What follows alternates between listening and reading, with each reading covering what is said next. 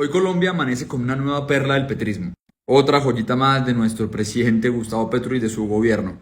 Roy Barreras, quien hoy es ex senador de la República y que hace muy poco tiempo era el presidente del Senado, sí, el mismo que incurrió en doble militancia y por eso fue retirado del Congreso de la República.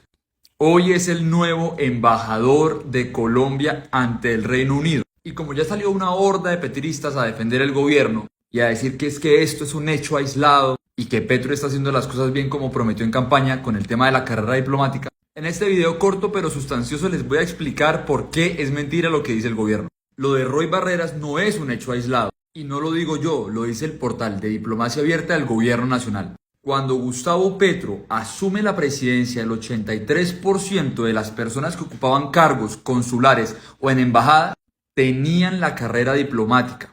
Pero hoy esa cifra se ha reducido al 44%.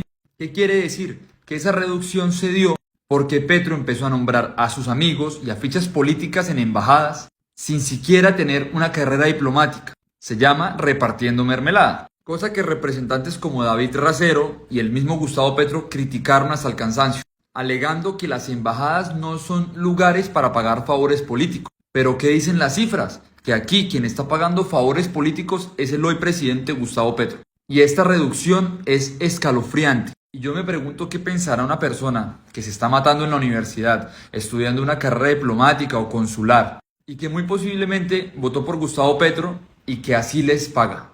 Lo de Roy Barreras no es un caso aislado, porque esta es otra de las mentiras del presidente Gustavo Petro.